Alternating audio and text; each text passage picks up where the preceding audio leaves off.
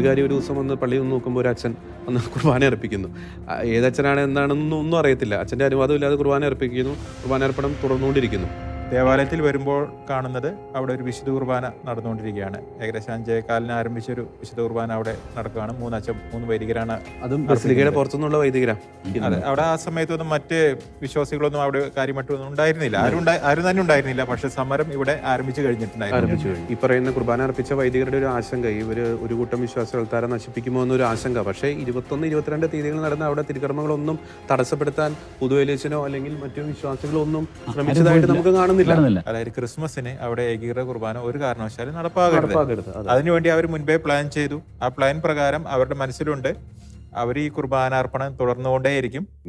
അപ്പോൾ അച്ഛൻ പറയുന്ന ഒരു കാര്യമുണ്ട്. ഈ ബസിലിക്കയിലേക്ക് കുർബാന അർപ്പിക്കാൻ വരുമ്പോൾ ചില കൊച്ചന്മാർ മേടയിലേക്ക് 1-2 കൊച്ചന്മാർ മേടയിലേക്ക് പോകുന്നു. ചില അച്ഛന്മാർ അരമനയിൽ നിന്നും പള്ളിയിലേക്ക് വരുന്നു. അതായത് ഈ അരമനയിൽ നിന്നും ബസിലിക്കയിലേക്ക് വരാനുള്ളൊരു ഗേറ്റ് ഉണ്ട്. അത് തുറന്നാണ് ആ ദിവസം വരെ കടന്നിരുന്നത്. അവിടുന്ന് അച്ഛന്മാർ വരുന്നു. അതും ബസിലിക്കയിലെ അച്ഛന്മാരല്ല, ഈ എറണാകുളം അങ്കമാലി അതിരൂപതയിലെ മറ്റച്ഛന്മാരാണ് വരുന്നത്. അപ്പൊ അച്ഛന് സംശയം തോന്നി, എന്തുകൊണ്ടാണ് ഈ സമയത്ത് അച്ഛന്മാർ എന്തിനാണ് ഇവിടെ വരാനിടയായ ഒരു സാഹചര്യം? സാധാരണ രീതിയിൽ അങ്ങനെ അച്ഛന്മാർ വരുമോ? അങ്ങനെ മറ്റുള്ള ഇടവകയിലും മറ്റുള്ള ഉത്തരവാദിത്തങ്ങളുള്ള അച്ഛന്മാർ അല്ലെങ്കിൽ യാതൊരു ആവശ്യവുമില്ലാതെ ഇങ്ങനെ ഒരു മറ്റൊരു ഇടവയിലേക്ക് കടന്ന സാഹചര്യമുണ്ട്. പ്രീ പ്ലാൻ ആണല്ലോ. പ്രീ പ്ലാൻ ആണെന്ന് അതും അത് നമ്മൾ സമയം ശ്രദ്ധിക്കണം. സമയം വളരെ അതിരാവിലെയാണ്. അപ്പൊ അവര് വരിക എന്ന് പറയുമ്പോൾ അവർ സൂചനയാണ്. അപ്പൊ അച്ഛന് മനസ്സിലൊരു ആശങ്കയുണ്ട്. കാരണം നേരത്തെ ഒരു വാട്സപ്പ് സന്ദേശം ഓൾറെഡി ഫോണിൽ വന്നിട്ടുണ്ട്. ഈ ഏകീകൃത കുർബാന അർപ്പണം തടയപ്പെടാനുള്ള സാധ്യതയുണ്ട്. അപ്പൊ അതിനുള്ള ഒരു മുന്നൊരുക്കമാണോ എന്നൊരു ആശങ്ക അച്ഛന്റെ മനസ്സിൽ വരുന്നുണ്ട്. തുടർന്ന് അച്ഛൻ സംഗീതത്തിലേക്ക് വരുന്നപ്പോൾ ഈ വന്ന അച്ഛന്മാരെല്ലാം അച്ഛനെ ചുറ്റും വളയുന്നു. അതായത് അച്ഛനോട് പറയുന്നുണ്ട്, അങ്ങ് ഞങ്ങൾക്ക് ഗുരുതുല്യനാണ്, ഇവിടുത്തെ കാര്യങ്ങളൊക്കെ അങ്ങേക്ക് കൃത്യമായി തന്നെ അറിയാവുന്നതാണ്, അങ്ങ് ഞങ്ങളോടൊപ്പം നിൽക്കണം, ജനാഭിമുഖ കുർബാന മാത്രമേ അർപ്പിക്കാവൂ എന്ന് ഈ അച്ഛന്മാർ അച്ഛനെ ധരിപ്പിക്കും. അപ്പോൾ അച്ഛൻ കൃത്യമായി പറയുന്നു, എന്നെ ഇവിടെ ഏൽപ്പിച്ചിരിക്കുന്ന ഉത്തരവാദിത്തം ഏകീകൃത കുർബാന ഈ ബസിലിക്കയിൽ അർപ്പിക്കുവാനാണ്, എനിക്ക് അതിൽ നിന്ന് പിന്നോക്കം പോകാൻ സാധിക്കില്ല എന്ന് അച്ഛൻ പറയുന്നു. അവിടെ വാക്ക് തർക്കമാവുന്നു. അച്ഛൻ്റെ ഒരു അഡ്വക്കേറ്റും കൂടെ ആ സമയത്ത് ഉണ്ടായിരുന്നു എന്നാണ് അച്ഛൻ പറയുന്നത്. അച്ഛനെ തടയുന്നു. ഒരു കൂട്ടം വിശ്വാസികൾ, പാരിഷ് കൗൺസിൽ അംഗങ്ങൾ എന്ന പേരിൽ ഒരു കൂട്ടം വിശ്വാസികൾ അവിടെ വരുന്നു. അവരും അച്ഛനെ തടയുന്നു. വലിയ രീതിയിലുള്ള വാക്കുതർക്കങ്ങളും ഒക്കെ ഉണ്ടാകുന്നു. ഈ ഒരു സമയത്ത് കുറേ അച്ഛന്മാർ ഉറാലയൊക്കെ ധരിച്ചുകൊണ്ട് സങ്കീർത്തിയിൽ നിന്ന് ആൾത്താരയിലേക്ക് പോയി അവിടെ കുർബാന അർപ്പിക്കുന്നു. പിന്നെ അല്ലെങ്കിൽ മറ്റൊരു രീതി പറയുകയാണെങ്കിൽ അവർ പ്ലാൻ ഇട്ടതുപോലെ തന്നെ അവർ പ്രവർത്തിക്കുന്നു. അച്ഛനെ കുർബാന ചെല്ലുന്നത് തടയുക. ഓക്കെ. അപ്പൊ അങ്ങനെ അവിടെ ബസിലിക്കയിൽ അവിടെ ജനാഭിമുഖ കുർബാന നടക്കുന്നു. അച്ഛൻ സങ്കീർത്തിയിൽ നിന്ന് പുറത്തേക്ക് വരുന്നു. അപ്പൊ തന്നെ അഡ്വക്കേറ്റ് പോലീസിനെ വിളിക്കുന്നുണ്ട്. കാരണം വലിയ രീതിയിലുള്ളൊരു സംഘർഷവും തടയാനുള്ള ഒരു കാര്യങ്ങളും ഒക്കെ അവിടെ നടക്കുന്നുണ്ട്. വിശ്വാസികളുണ്ട്, അച്ഛന്മാരുണ്ട്. പക്ഷേ ഒരു കാര്യം പ്രത്യേകം ശ്രദ്ധിക്കണം, ഈ വിശ്വാസികൾ അച്ഛനെ അസഭ്യവർഷം പറയുമ്പോഴും ചീത്ത വിളിക്കുമ്പോഴൊന്നും ഈ തൊട്ട് സങ്കീർത്തിയിലാണ് ഈ കാര്യങ്ങളൊക്കെ നടക്കുന്നത്. ഈ സങ്കീർത്തിയിൽ നിൽക്കുന്ന അച്ഛന്മാരൊന്നും ഇവരെ തടയാനുള്ള യാതൊരു ശ്രമവും നടത്തുന്നില്ല എന്ന ഒരു കാര്യം വേദനയോടുകൂടി തന്നെ പുതുവലിയച്ചൻ പങ്കുവയ്ക്കുന്നുണ്ട്. അല്ല, അത് നമ്മൾ വളരെ കാര്യമായിട്ട് ചിന്തിക്കേണ്ട ഒരു കാര്യമാണ്. ഒരു വൈദികനെ അവിടുത്തെ വിശ്വാസികളെ ഏത് കാരണത്തിൻ്റെ പേരിലാണെങ്കിലും ചീത്ത പറയുന്നു, അസഭ്യം പറയുന്നു, അല്ലാതെ വേദനിപ്പിക്കുന്നു. അപ്പോൾ മറ്റ് സഹവൈദികർ അത് വളരെ നിർമ്മേഷമായിട്ട് അത് നോക്കി നിൽക്കുകയാണ് ചെയ്യുന്നത്.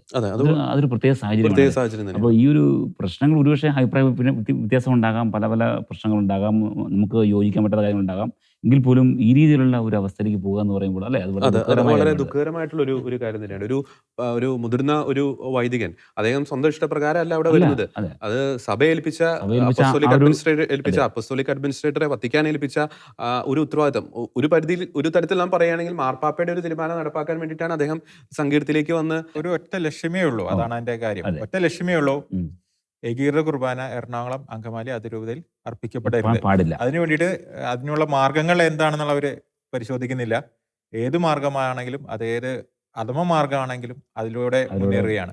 ഓക്കെ. അപ്പൊ അത് ലക്ഷ്യം നടപ്പാക്കാൻ ഏത് ഹീനമായ മാർഗവും പ്രയോഗിക്കുക എന്നൊരു തരത്തിലേക്ക് കാര്യങ്ങൾ എത്തി നിൽക്കുന്നു. ഓക്കെ. ഇനി അവിടെ സംഘർഷം നടക്കുന്നു. അച്ഛൻ സങ്കീർത്തിയിൽ നിന്ന് പുറത്തേക്ക് വരുന്നു. അഡ്വക്കേറ്റിനോടൊപ്പം പോലീസ് പ്രൊട്ടക്ഷനോടുകൂടി തന്നെയാണ് വരുന്നതെന്നാണ് അച്ഛൻ പറയുന്നത്. പോലീസിനെ വിളിച്ച് പോലീസിന്റെ ഒരു സംരക്ഷണം ലഭിക്കുന്നുണ്ട്. പക്ഷേ മറ്റൊരു വിചിത്രമായ കാര്യം, ഏകദേശം ഒരു 6:30-6:45 തന്നെയാണ് അച്ഛൻ സങ്കീർത്തിയിൽ നിന്ന് പുറത്തേക്ക് വരുന്നത്.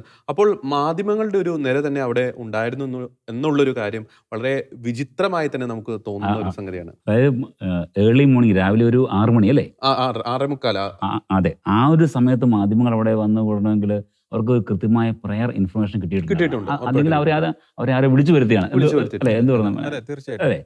അവരെ ആരെ വിളിച്ചു വിളിച്ചു എടുത്തിരിക്കുന്നത്. വരുത്തുന്നത്. Yes. അത് കഴിഞ്ഞിട്ട് അച്ഛൻ മാധ്യമങ്ങൾ അവിടെയുണ്ട്. പിന്നെ അച്ഛൻ്റെ റൂമിലേക്ക് പോകുന്നു. കുർബാന കഴിഞ്ഞതിന് ശേഷവും വീണ്ടും വലിയ രീതിയിലുള്ളൊരു സംഘർഷാവസ്ഥ അവിടെ നിൽക്കുന്നുണ്ട്. നമുക്ക് വേണമെങ്കിൽ ദൃശ്യങ്ങളൊന്ന് കാണാം. ആ ഒരു ദൃശ്യങ്ങളൊന്ന്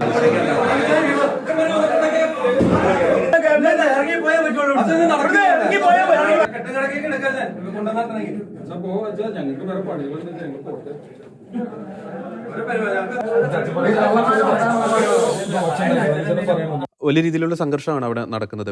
അച്ഛനെ ചീത്ത വിളിക്കുന്നു. അച്ഛനൊപ്പം കുറച്ച് പേരുണ്ട്. ഇടവാങ്ങളായ ജിമ്മി അങ്ങനെ ഉള്ള കുറച്ച് പേര് അച്ഛനൊപ്പം തന്നെ ഇരിക്കുന്നുണ്ട്. പക്ഷെ അവരൊന്നും തിരിച്ചു പറയുന്നില്ല. പക്ഷെ ഇവര് അച്ഛനെ വലിയ രീതിയിലുള്ള ചീത്തയൊക്കെ വിളിക്കുന്നു. അച്ഛൻ പറയുന്നുണ്ട്, വളരെ വേദനയോടുകൂടി തന്നെ പങ്കുവയ്ക്കുന്നുണ്ട്. അപ്പോൾ അത്തരമൊരു സംഘർഷാവസ്ഥ അവിടെ നിലനിൽക്കുന്നു. പിന്നീട് ഈ ഡിസംബർ 20 രാവിലെ 6:30 അവിടെ ജനാഭിമുഖ കുർബാന ഒരു കൂട്ടം അച്ഛന്മാരുടെ നേതൃത്വത്തിൽ അവിടെ അർപ്പണം ആരംഭിക്കുന്നു. പിന്നീട് അങ്ങോട്ട് 2 ദിവസത്തേക്ക് ഈ ഒരു ബസിലിക്ക അക്ഷരാർത്ഥത്തിൽ പിടിച്ചെടുക്കുന്ന രീതിയിലുള്ള കാഴ്ചകളാണ് അവിടെ നമുക്ക് കാണാൻ സാധിക്കുന്നത്. പുറമേ നിന്നുള്ള വൈദികർ വന്ന് അവിടെ വിവിധ തരത്തിലുള്ള തിരുക്കർമ്മങ്ങൾ, ആരാധന, അച്ഛന്റെ സമ്മതത്തോടുകൂടി അച്ഛന്റെ സമ്മതമല്ല, അച്ഛന്റെ ഒരു അനുവാദത്തോടു കൂടിയല്ല. അച്ഛൻ അവിടെ പ്രത്യേകിച്ച് യാതൊരു റോളും ഇല്ല. അച്ഛൻ അവിടെ മാറിയിരിക്കുക എന്നുള്ള ഒറ്റ കാര്യം തന്നെയുള്ളൂ. അത് ബസിലിക്ക പൂർണ്ണമായിട്ടും ഏതാനും വൈദികരല്ല, ഒരുപാട് കുറെ വൈദികരും കൊച്ചന്മാരെല്ലാവരും കൂടി ഏറ്റെടുത്തു. അത് തുടർച്ചയായിട്ടുള്ള അഡ്മിനിസ്ട്രേറ്റർ ആയിരിക്കെ ആ ഒരു ഇടവകയുടെ പൂർണ്ണ അധികാരം അവിടെ എന്ത് നടക്കണം, എന്ന് നടക്കാൻ പാടില്ല എന്നുള്ള ആ പൂർണ്ണ അധികാരം അച്ഛനിൽ നിക്ഷിപ്തമായിരിക്കെ കുറച്ച് വൈദികർ വരുന്നു. അവർക്ക് ഇഷ്ടമുള്ള രീതിയിലുള്ള ആ ഒരു തിരുക്കർമ്മങ്ങൾ നടത്തുന്നു. ആ നടക്കുന്ന തിരുക്കർമ്മങ്ങളിൽ ഒരു പരിധിയിൽ നമുക്ക് പറയാൻ സാധിക്കും ഒരു അനധികൃതമായിട്ടുള്ള തിരുക്കർമ്മങ്ങൾ തന്നെയാണ്. ഇതിപ്പോ ഇതിന്റെ ഒരു ആഴം മനസ്സിലാവണമെങ്കിൽ നമുക്ക് നമ്മുടെ ഇടവകയെ ഇതിന് പകരം എറണാകുളം അങ്കമാലി അതിലൂടെ ഈ സെന്റ് മേരീസ് ബസിലിക്കയ്ക്ക് പകരം നമ്മുടെ ഇടവകയെ കാണുമ്പോഴാണ്, നമ്മുടെ ഇടവക വികാരി, നമ്മുടെ കൊച്ചന്മാര് അവരിലൂടെ കാണുമ്പോഴാണ് ഇത് കൃത്യം മനസ്സിലാവുന്നത്. അതെ. കാരണം നമ്മുടെ ഇടവകയില്, നമ്മുടെ ഇടവപ്പള്ളിയുടെ കാര്യം തന്നെ എടുക്കുകയാണെങ്കിൽ, ഇടവ വികാരി ഒരു ദിവസം വന്ന് പള്ളി ഒന്ന് നോക്കുമ്പോൾ ഒരു അച്ഛൻ ഒന്ന് കുർബാന അർപ്പിക്കുന്നു. ഏതച്ഛനാണ് എന്താണെന്നൊന്നും ഒന്നും അറിയത്തില്ല. അച്ഛന്റെ അനുവാദം ഇല്ലാതെ കുർബാന അർപ്പിക്കുന്നു. കുർബാന അർപ്പണം തുടർന്നുകൊണ്ടിരിക്കുന്നു. ഇത് തന്നെയാണ് പുതുവേലിയച്ഛന് നേരിട്ടൊരു സിറ്റുവേഷൻ. 2 ദിവസം തുടർച്ചയായിട്ട് ആരാധന, പ്രാർത്ഥനകൾ, കരുണക്കൊന്ത എല്ലാം തുടർച്ചയായിട്ട് അച്ഛന്മാരുടെ നേതൃത്വത്തിൽ നടക്കുന്നുണ്ട്. എനിക്ക് തോന്നുന്നു ഇവരുടെ ഒരു പ്രയർ ഒരു ലക്ഷ്യം, പിന്നീട് 23 നാം വരുന്നുണ്ട്. പ്രയർ ഒരു ലക്ഷ്യം ഈ 24 ഈ ബിഷപ്പുമാരുടെ നേതൃത്വത്തിൽ, അല്ലെങ്കിൽ ആർച്ച് ബിഷപ്പ്മാർ ആൻഡ്രൂസ് താഴത്ത് അല്ലെങ്കിൽ ആൽജേരി പിതാവ് അവിടെ കുർബാന അർപ്പിക്കും, ഏകീകൃത കുർബാന അർപ്പിക്കാൻ ശ്രമിക്കും എന്നൊരു ഇൻഫർമേഷൻ അവരുടെ കയ്യിലുണ്ട്. അതുകൊണ്ടാണ് ഇവർ ഇപ്പോൾ മുതൽ തന്നെ 20 മുതൽ തന്നെ ഒരു ബസിലിക്ക പിടിച്ചെടുക്കുന്ന രീതിയിലേക്ക് കാര്യങ്ങൾ നീങ്ങുന്നത്. നമ്മളിവിടെ ഒരു കാര്യം ശ്രദ്ധിക്കേണ്ടത്, കരിയിൽ പിതാവ് ഡിസ്പെൻസേഷൻ കൊടുത്തൊരു കാര്യം നമ്മൾ മുമ്പ് സംസാരിച്ചിട്ടുണ്ട്. ഈ ഡിസ്പെൻസേഷൻ കഴിയുന്ന ഡേറ്റ് പോലും ഡിസംബർ 25 ഡിസംബർ 25 ഡിസ്പെൻസേഷൻ കഴിയാണ്. അപ്പോൾ ഡിസംബർ 25 മറ്റൊരു ഡിസ്പെൻസേഷൻ ഇല്ലാത്ത അവസ്ഥയ്ക്ക്, ഈ ഡിസ്പെൻസേഷന് യാതൊരു വാലിഡിറ്റി ഇല്ല എന്നുള്ളത് മറ്റൊരു കാര്യം, അതിവിടെ ഇപ്പൊ ചർച്ച ചെയ്യുന്നില്ല. അപ്പൊ 25 തീർച്ചയായിട്ടും അവിടെ ഏകീകൃത കുർബാന മാത്രമേ അർപ്പിക്കാൻ സാഹചര്യമുള്ളൂ. ഏത് സാഹചര്യത്തിൽ നോക്കിയാലും, കരിയിൽ പിതാവിന്റെ ഓർഡർ ഉത്തരവ് പ്രകാരം നോക്കിയാൽ പോലും അങ്ങനെയാണ്. അപ്പൊ ഏതു വിധേനയും മാർപ്പാപ്പയുടെ ഒരു കൽപ്പന, അല്ലെങ്കിൽ ഓറിയന്റൽ കോൺഗ്രിഗേഷന്റെ കൽപ്പന, സീറോ മലബാർ സിനഡിന്റെ കൽപ്പന അവിടെ നടപ്പാകാതിരിക്കാനുള്ള എല്ലാ ഒരു പരിധി ഒരു കുതന്ത്രം എന്ന് തന്നെ നമുക്ക് വിശേഷിപ്പിക്കേണ്ടിയിരിക്കുന്നു ഒരു കൂട്ടം വൈദികരുടെ ഭാഗത്തുനിന്ന്. വളരെ സംഘടിതമായ ഒരു നീക്കമായിരുന്നു അതെ. വൈദികരുടെ ഭാഗത്തുനിന്നും അൽമായുടെ ഭാഗത്തുനിന്നും വളരെ സംഘടിതമായിട്ട് അവിടെ നടക്കുന്നു. തുടർന്ന് 21 ഈ ശുശ്രൂഷകൾ അവിടെ നടക്കുന്നു. യാതൊരു രീതിയിലുള്ള ഒരു സംഘർഷാവസ്ഥ പള്ളിയുടെ ഉള്ളിലൊന്നും ഉണ്ടാകുന്നില്ല. 21 നടക്കുന്നു. 22 വളരെ പ്രധാനപ്പെട്ട ഒരു കാര്യം അവിടെ സംഭവിക്കുന്നുണ്ട്. ഈ വലിയ രീതിയിലുള്ള ഒരു ഭീഷണികളും ഒക്കെ അച്ഛൻ ഉണ്ടാകുമ്പോൾ പൊതുവേലി അച്ഛൻ ഒരു പോലീസ് പ്രൊട്ടക്ഷന് വേണ്ടിയിട്ട് കൊടുക്കുന്നുണ്ട്. അപ്പം 2 കാര്യം ചെയ്യുന്നുണ്ട്. ഒന്ന്, ഇവർക്കെതിരെ തന്റെ ബസിലിക്ക തന്നെ ഉത്തരവാദപ്പെടുത്തിയ ബസിലിക്ക കയ്യേറിയവർക്കെതിരെ പരാതി കൊടുക്കുന്നുണ്ട്. അതോടൊപ്പം തന്നെ ഹൈക്കോടതിയിൽ പോലീസ് പ്രൊട്ടക്ഷന് വേണ്ടിയിട്ട് അപേക്ഷ വയ്ക്കുകയും ചെയ്യുന്നുണ്ട്. പോലീസ് പരാതി സ്വീകരിച്ച് അവരുടെ പ്രാർത്ഥനയോ ആരാധനയോ അങ്ങനെയൊന്നും തടയുന്നതായിട്ട് നമ്മൾ കാണുന്നില്ല. ഇല്ല, പ്രൊട്ടക്ഷൻ അച്ഛനാ ചോദിക്കുന്നത്. വ്യക്തിപരമായിട്ടുള്ള ഒരു പ്രൊട്ടക്ഷൻ ഇവരുടെ ഭാഗത്തുനിന്ന് ഇവർക്കെതിരെ പരാതി കൊടുക്കുന്നു. ഇവരുടെ ഭാഗത്തുനിന്നുണ്ടായ ഭീഷണികളുടെ അടിസ്ഥാനത്തിൽ ഒരു പരാതി കൊടുക്കുന്നുണ്ട്. അപ്പോൾ അത് സംബന്ധിച്ച് 22 ഹൈക്കോടതിയിൽ നിന്നും ഒരു അനുകൂലമായ ഉത്തരവ് അച്ഛനുണ്ടാകുന്നത്. അതായത് പോലീസ് പ്രൊട്ടക്ഷൻ അനുവദിച്ചുകൊണ്ടുള്ള ഒരു ഉത്തരവ് അച്ഛനുണ്ടാകുന്നത്. 22 ഒരു പോലീസ് പ്രൊട്ടക്ഷന് ഒരു അനുകൂലമായിട്ടുള്ള ഒരു വിധി ഹൈക്കോടതിയിൽ നിന്നും പൊതുവേലി അച്ഛന് ലഭിക്കുന്നു. തുടർന്ന് അച്ഛൻ്റെ ഒരു കോൺഫിഡൻസ് വർദ്ധിക്കുകയാണ്. പ്രത്യേകിച്ച് സഭ ഏൽപ്പിച്ചിരിക്കുന്ന ഉത്തരവാദിത്തങ്ങൾ കാര്യക്ഷമമായി തനിക്ക് നടപ്പാക്കാൻ സാധിക്കും. പ്രത്യേകിച്ച് പോലീസിൻ്റെ ഒരു പ്രൊട്ടക്ഷൻ ഉണ്ട്. അതുകൊണ്ട് തന്നെ ഒരു കോൺഫിഡൻസോടുകൂടി തന്നെ ആ ഒരു തീരുമാനം നടപ്പാക്കാനുള്ള ഒരു സ്റ്റെപ്സിലേക്ക് അച്ഛൻ കിടക്കുന്നു. അതിന്റെ ഭാഗമായിട്ട് ഡിസംബർ 23 23-ാം തീയതി. ഇതേ സമയം പാരലായിട്ട് അവിടെ തിരുക്കർമ്മങ്ങളൊക്കെ നടന്നുകൊണ്ടിരിക്കുന്നുണ്ട്. 23-ാം തീയതി അച്ഛൻ കൊച്ചച്ചന്മാരുടെ ഒരു മീറ്റിംഗ് വിളിക്കുന്നുണ്ട്. അതായത് 23-ാം തീയതി വൈകിട്ട് 4:30. അപ്പോൾ ബേമയുടെ കാര്യം ചോദിച്ചു. ബേമ ഓൾറെഡി അവിടെ നിന്ന് എടുത്തു മാറ്റിയിട്ടുണ്ട്. അച്ഛൻ വരുമ്പോൾ തന്നെ അത് ബേമ എടുത്തു മാറ്റി മണിമാളികയുടെ മുകളിൽ കൊണ്ട് വെക്കുന്നുണ്ട്. അപ്പം ബേമ അവിടെ ഇടാനുള്ള ഒരു നടപടിക്രമങ്ങൾ അച്ഛൻ ചെയ്യുന്നു. കൊച്ചച്ചന്മാരോട് ഓൾറെഡി പറഞ്ഞിട്ടുണ്ട് ബേമ അവിടെ ഇടണം. നോക്കുക, ആ ഒരു ഇടവകയുടെ അധികാരിയാണ്, കൊച്ചച്ചന്മാരുടെ ഇടവകയിലെ അധികാരിയാണ് പറയുന്നത് ആ ബേമ അവിടെ കൊണ്ടിടാം. പക്ഷെ അച്ഛന്മാർ അത് ചെയ്യുന്നില്ല. പകരം അവിടെ കപ്പേരോട് പറയുന്നുണ്ട്. കപ്പേര് പറയുന്നു അത് ഇടാനുള്ള നടപടിക്രമങ്ങൾ ആരംഭിക്കാം. ഒപ്പം വൈകിട്ട് 5 മണിയോടുകൂടി തന്നെ ഇവിടെ നടക്കുന്ന തിരുക്രമങ്ങൾ അവസാനിപ്പിക്കണം. 6 മണിക്ക് ബസിലിക്കയുടെ അൾത്താരയിൽ ഏകീകൃത കുർബാന ഞാൻ അർപ്പിക്കുമെന്ന് ഈ അച്ഛന്മാരോട് പറയുന്നുണ്ട്. തുടർന്ന് നടന്ന സംഭവ വികാസങ്ങളുടെ ഒരു ടൈമിങ് കൃത്യമായിട്ട് തന്നെ പ്രേക്ഷകരും മനസ്സിലാക്കണം. കാരണം ആ ഒരു ടൈമിങ്ങുമായി ബന്ധപ്പെട്ട് വളരെയധികം തെറ്റിദ്ധാരണകളും അബദ്ധ പ്രചരണങ്ങളും സത്യവിരുദ്ധമായിട്ടുള്ള കാര്യങ്ങളും പ്രചരിക്കുന്നുണ്ട്. തുടർന്ന് നടന്ന സംഭവ വികാസങ്ങൾ ഏവരെയും ഞെട്ടിക്കുന്നതാണ്. വളരെ അസാധാരണം, അസ്വാഭാവികം എന്ന് വിശേഷിപ്പിക്കാവുന്ന കാര്യങ്ങളാണ് തുടർന്ന് ബസിലിക്കയിൽ നടക്കുന്നത്. ഈ പുതുവേലിയച്ചൻ ഈ 5 മണിക്ക് അവിടെ തിരുക്രമങ്ങൾ അവസാനിപ്പിക്കാൻ പറയുന്നു. അവിടെ 5 മണിക്ക് അല്ലെങ്കിൽ ഒരു 5:15 എത്തിക്കഴിഞ്ഞപ്പോൾ കണ്ട ഒരു കാഴ്ച എന്തായിരുന്നു? പൂതവേലിയച്ചൻ താൻ വിശുദ്ധ കുർബാന 6 മണിക്ക് അർപ്പിക്കുന്ന കാര്യം വാട്സാപ്പിലൂടെ മറ്റുള്ളവരെയും അറിയിക്കുന്നുണ്ട്. പ്രത്യേകിച്ച് അവിടുത്തെ വിശ്വാസ സമൂഹത്തെ അറിയിക്കുന്നുണ്ട്. അതിനുശേഷം അദ്ദേഹം 5:15 ബസിലിക്കയുടെ അൾത്താരയുടെ അവിടേക്ക് വരുന്നത്. ദേവാലയത്തിൽ വരുമ്പോൾ കാണുന്നത് അവിടെ ഒരു വിശുദ്ധ കുർബാന നടന്നുകൊണ്ടിരിക്കുകയാണ്. ഏകദേശം 5:15 ആരംഭിച്ചൊരു വിശുദ്ധ കുർബാന അവിടെ നടക്കുകയാണ്. 3 വൈദികരാണ്. അതും ബസിലിക്കയുടെ പുറത്തുനിന്നുള്ള വൈദികരാ. അപ്പോൾ അച്ഛൻ്റെ നിർദ്ദേശം ഇതായിരുന്നു, 5 മണി കൊണ്ട് മറ്റുള്ള എല്ലാ പ്രാർത്ഥനയും ആരാധനയും വിശുദ്ധ കുർബാനയും എല്ലാം നിങ്ങൾ നിർത്തുക. എനിക്ക് ഏകീകൃത കുർബാന അവിടെ 6 മണിയുടെ ഏകീകൃത കുർബാന. അതൊരു ടാക്ടിക്സ് ആയിരുന്നു. അത് കാരണം അവിടെ ആ സമയത്ത് നടന്നുകൊണ്ടിരുന്നത് മറ്റു തിരുക്കർമ്മങ്ങളായിരുന്നു. അതായത് കുരിശിന്റെ വഴി, ജപമാല, ആരാധന, ഇങ്ങനെയുള്ള തിരുക്കർമ്മങ്ങളാണ് നടന്നിരുന്നത്. അപ്പോൾ പുതുവെളിച്ചം വന്നു കഴിഞ്ഞ് ഇതെല്ലാം നിർത്തുമെന്ന് അവർക്ക് കാര്യങ്ങൾ മനസ്സിലായി. അപ്പോൾ അതുകൊണ്ടാണ് 5:15 വിശുദ്ധ കുർബാന ആരംഭിച്ചത്. വിശുദ്ധ കുർബാനയാകുമ്പോൾ അച്ഛനെ നിർത്താൻ യാതൊരു സാഹചര്യവും ഇല്ല, ഇടപെടാൻ ഉള്ള ബുദ്ധിമുട്ടുണ്ടാവും എന്ന് അറിഞ്ഞുകൊണ്ട് തന്നെയാണ് വിശുദ്ധ കുർബാന. അല്ലെങ്കിൽ മറ്റൊരു പറയുകയാണെങ്കിൽ വിശുദ്ധ കുർബാനയെ ഒരു സമരമാർഗമായി ഉപയോഗിച്ചു എന്ന് തുടക്കമായിരുന്നു പറയാൻ സാധിക്കും. അവിടെ 2 കാര്യങ്ങളുണ്ട്. ഒന്ന്, അവിടെ ഈ 5:15 വിശുദ്ധ കുർബാന ആ ബസിലിക്കയുടെ അധികാരിയുടെ അനുമതി പ്രകാരമല്ല. അവിടെ 21-22 തീയതികൾ നടന്ന ഒന്നും അനുമതി കൊണ്ടല്ല. ആ കുർബാന അർപ്പണം പോലും അവിടെ അനുമതി ആ സമയത്ത് അവിടെ ഷെഡ്യൂൾഡ് ആയിട്ടുള്ള ഒരു കുർബാനയില്ല. 6 മണിക്കാണ് വിശുദ്ധ കുർബാന. ഇനി അവിടെ കുർബാന അർപ്പിച്ചതോ അവിടുത്തെ കൊച്ചന്മാരല്ല, ബസിലിക്ക ഇടവയില് പുറത്തുനിന്നുള്ള വേറെ പല ഇടവകളിലെ അച്ഛന്മാരാണ് അവിടെ കുർബാന അർപ്പിക്കുന്നത്. ഒപ്പം തന്നെ ഈ അച്ഛൻ അരുൺ പറഞ്ഞതുപോലെ പുതുവേലി അച്ഛൻ അവിടെ ഏകീകൃത കുർബാന അർപ്പിക്കാതിരിക്കാനുള്ള ഒരു സമരമാർഗമായിട്ട് ഈ കുർബാന അർപ്പണം അവരവിടെ ആരംഭിക്കുന്നു. അപ്പം 3 വളരെ വലിയ രീതിയിലുള്ള ഗുരുതരമായ ഭവിഷ്യത്തുകളാണ് അവിടെ ആരംഭിക്കുന്നത്. അവിടെ ആ സമയത്തൊന്നും മറ്റ് വിശ്വാസികളൊന്നും അവിടെ കാര്യമായിട്ടൊന്നും ഉണ്ടായിരുന്നില്ല, ആരും തന്നെ ഉണ്ടായിരുന്നില്ല. പക്ഷെ സമരം ഇവിടെ ആരംഭിച്ചു കഴിഞ്ഞിട്ടുണ്ടായിരുന്നു. കാരണം ഒരു തെറ്റിദ്ധാരണ പരത്തുന്ന ഒരു രീതിയിലുള്ള പ്രചരണങ്ങൾ വേറെ ഉണ്ടായിരുന്നു.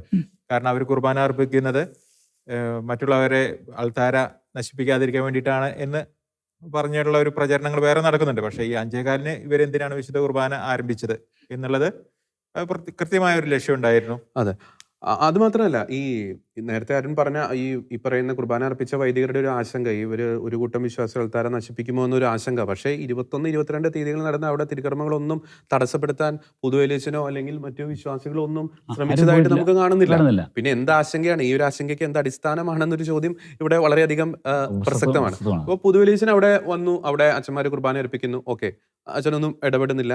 കപ്പേരോട് പറയുന്നു ഈ കുർബാന കഴിഞ്ഞ് 6 മണിയുടെ കുർബാന ഞാനായിരിക്കും അർപ്പിക്കുന്നത്, അവർ കുർബാന അർപ്പിച്ചോട്ടെ. അതിനുശേഷമാണ് അച്ഛൻ 6 മണിയോടുകൂടി അച്ഛൻ തിരുവസ്ത്രങ്ങളൊക്കെ ഇട്ടുകൊണ്ട് കുർബാന അർപ്പിക്കാൻ വേണ്ടി അവിടെ കടന്നു വരുന്നു. ആ 5:15 കുർബാന കഴിയാൻ വേണ്ടി അദ്ദേഹം വെയിറ്റ് ചെയ്യുന്നു. വിശുദ്ധീകരണത്തിന്റെ ബലിപീഠമേ സുസ്തി എന്നൊരു പ്രാർത്ഥന ചൊല്ലിയതോടുകൂടി അദ്ദേഹം ബലിപീഠത്തിലേക്ക് വരുന്നു. അച്ഛനെ കണ്ടതോടുകൂടി, അച്ഛൻ ആ ബലിപീഠത്തിൽ കുമ്പിട്ട് അവിടെ നിന്നതോടുകൂടി ഈ വൈദികർ തന്നെ വീണ്ടും അടുത്ത കുർബാന, അതായത് ഒരേ വൈദികർ തന്നെ, അതേ വൈദികർ തന്നെ അടുത്ത കുർബാന അപ്പോൾ തന്നെ സ്റ്റാർട്ട് ചെയ്യുന്നു. പിതാവിന്റെയും പുത്രന്റെയും പരിശുദ്ധാത്മാവിന്റെയും നാമത്തിൽ ആമേൻ. തിരുനാളിൽ കർത്താവരുളിയ കൽപ്പന പോൽ തിരുനാമത്തിൽ ചേർന്നിടാം ഒരുമയോടി ബലിയർപ്പിക്കാം. സാധാരണ സീറോ മലബാർ പാരമ്പര്യത്തിൽ ഇല്ലാത്ത ഒരു ശൈലിയാണത്. ശൈലിയാണ്. അതെ അതെ തുടർച്ചയായ കുർബാന ചെല്ലുക എന്നുള്ളത് അല്ലേ? അതെ അതെ എനിക്കൊന്ന് ഇവിടെ ലാറ്റിൻ ശൈലികളും പാരമ്പര്യങ്ങളും ഒന്നുമില്ല. ഇതൊരു സംരംഭം ആരംഭിക്കുകയാണ്. അതെ. അപ്പൊ അതിനുള്ള മെത്തേഡുകളാണ് ഇപ്പോൾ. അതായത് ഇവിടെ രണ്ട് കാര്യങ്ങളുണ്ട്. ഒന്ന്, അവിടെ ഒരു അജപാലനപരമായിട്ടുള്ള ഒരു ആവശ്യകത അവിടെ ഇല്ല. ഇല്ല. അടുത്തൊരു കുർബാന ചെല്ലാനുള്ള അത്ര ഒരു ആവശ്യകതയില്ല. വ്യക്തിപരമായ ഭക്തിയുടെ പുറത്താണോ എന്ന് ചോദിച്ചാൽ അതുമല്ല. അതുമല്ല. അപ്പം വലിയ അതെ രണ്ട് അതെ, ഒരു വിശുദ്ധ കുർബാന അർപ്പിക്കണമെങ്കിൽ പൊതുജനത്തിനും എല്ലാവർക്കും അറിഞ്ഞിരിക്കേണ്ട ഒരു കാര്യമാണ്. ഏതെങ്കിലും ഒരു അജപാലനപരമായ ആവശ്യത്തിനാണ് വിശുദ്ധ കുർബാന അർപ്പിക്കപ്പെടേണ്ടത്. അതല്ലെങ്കിൽ വ്യക്തിപരമായ ഭക്തിയുടെ ഒരു ആധിക്യത്തിലാണ് ആ വിശുദ്ധ കുർബാന അർപ്പിക്കുന്നത്. ഈ രണ്ട് കാര്യങ്ങൾക്കും വേണ്ടിയിട്ടല്ല അവിടെ കുർബാന അർപ്പിക്കുന്നത് എന്നതാണ് പ്രധാനമായിട്ട് ശ്രദ്ധിക്കേണ്ടത്.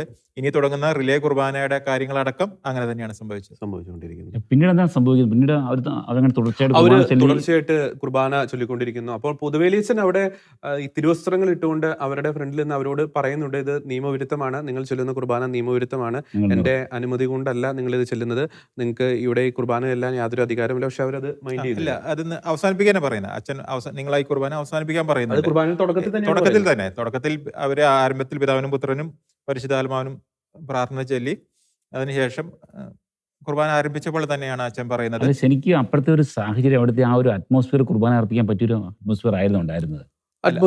അറ്റ്മോസ്ഫിയർ അപ്പോ കുഴപ്പമില്ല. പക്ഷെ ഇവർ കുർബാന ആരംഭിച്ചു കുറച്ച് കഴിഞ്ഞതോടുകൂടി അവിടുത്തെ സാഹചര്യങ്ങൾക്ക് ചെറിയ മാറ്റങ്ങൾ കാരണം രണ്ടാമത്തെ കുർബാനയും ഇങ്ങനെ തുടർച്ചയായിട്ട് അർപ്പിക്കുന്നത് കണ്ടപ്പോൾ ഏകീകൃത കുർബാനയെ അനുകൂലിക്കുന്ന വിശ്വാസികളുടെ മനസ്സിൽ ചില ആശങ്കകൾ വരാൻ തുടങ്ങി.